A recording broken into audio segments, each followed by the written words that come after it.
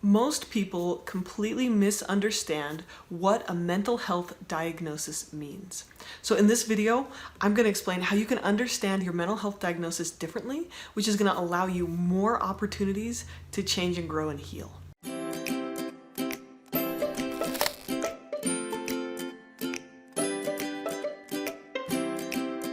So most people completely misunderstand what a mental health diagnosis means.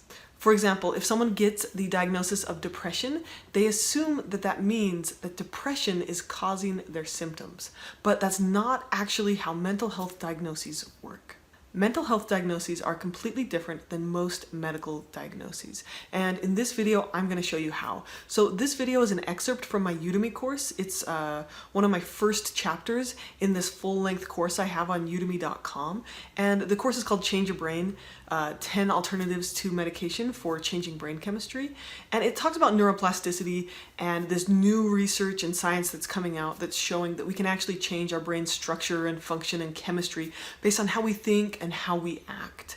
And so I wanted to make this some of this information more accessible to everyone, so I'm including chapters from that course right here on youtube.com. If you want to see the full course, it's about 3 hours long, and I'll include a link in the description with a coupon code so you can take it for $10. Because most people misunderstand what their diagnosis means, it closes down some of their options for treatment. And my mission is to help make these resources, this education, and their treatment options more accessible.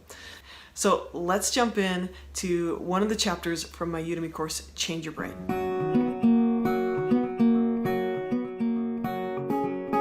When it comes to a mental health diagnosis, we need to talk a little bit about what that means. When you go to the doctor and you have symptoms like vomiting or diarrhea or body aches and chills, and the doctor sees you and runs a test and diagnoses you as having the flu, what they're saying is that the influenza virus is what's causing your symptoms.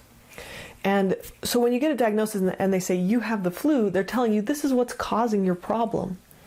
When you have a mental health diagnosis, on the other hand, you'll have symptoms like sadness, low energy, frequent crying spells, or feeling hopeless or suicidal. And if you went to your doctor, he would give you a diagnosis like depression. But what's different about mental health diagnoses is that when they say you have depression, they're not telling you anything about the cause of your symptoms. They're telling you this cluster of symptoms, we in the scientific community call it depression, but we don't know what causes it. And in this course, you're going to see that some people, their depression is caused by a nutrient deficiency or by a lack of sleep. Unfortunately, when many people hear a diagnosis like depression, they assume that what the doctor is saying is, you are defective, or you are broken. Or what they've learned from the kind of medication commercials that they've seen on TV is that you have a chemical imbalance and the only way to treat it is through a chemical like a medication.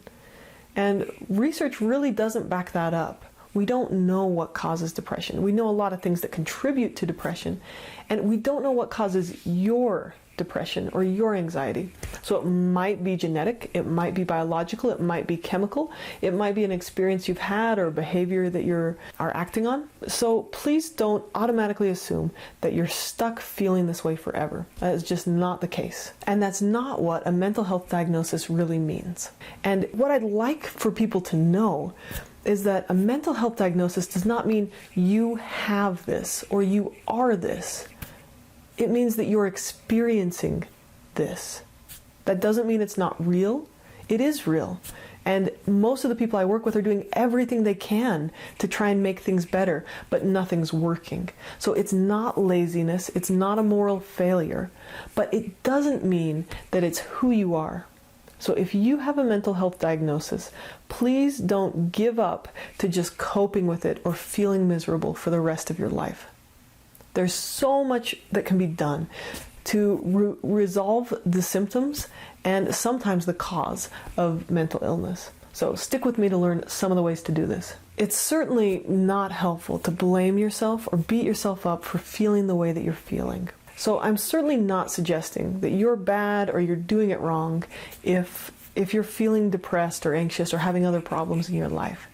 What I am saying is that let's take a step back and just say, is there something you can do that's going to improve your life? Some predispositions like temperament are a natural and innate part of us, and we just don't know how to manage them in the right way. But the disorder, the impact that your feelings are having on your life, much of those symptoms can be resolved or greatly reduced. So let's talk about what causes mental illness. There's two extremes. One side says it's all biological, a completely medical view, and the other side says that this is all about choice. This is a weakness or a moral failing or even a sin. Now, the truth is a lot more complicated than either of those options. Ever since scientists discovered that brain chemistry impacts depression, people have been assuming that brain chemistry is causing depression, those emotions and thoughts. But now, new research and new imaging technology is showing us that how we think and how we feel also impacts our brain chemistry. Mental illness is real, but is not necessarily permanent. Moods, behaviors, and thoughts do show up in our biology, and people who are experiencing mental illness can't just think their way out of it or get over it. I mean, that's just not helpful, and it doesn't work. But for many people, mental illness can be completely resolved, and for others, the symptoms can be greatly reduced. So please don't resign yourself to just giving up to feeling miserable for the rest of your life. In this course, I'm presenting 10 alternatives to medication for improving your mental health, but I'm not against medication. I've actually recommended to many of my clients that they consult with a doctor to find out what are the medication options for them. And medication can be a helpful stepping stone to improving your mental health to the point where perhaps you don't need them again in the future. However, many people are, uncomfortable with the idea of taking medication, and here's some reasons why. People are concerned about side effects, including weight gain, sexual problems, and increased suicidality. They worry about becoming dependent or not knowing what is them and what's the medication. Taking medication comes with uncertainty of not knowing how it's going to affect you. And the expense and time that it takes to find the right medication can be a roller coaster that lasts for months or years. Everything in this course is compatible with taking medication, so there's no reason why you can't do both. Take medication and learn new skills or techniques that improve your mental health. So this course is going to walk you through 10 things you can do to build a solid foundation of mental health, to improve your mood, be happier and healthier, and have better relationships. So I'm excited to walk with you on this journey. Let's jump in.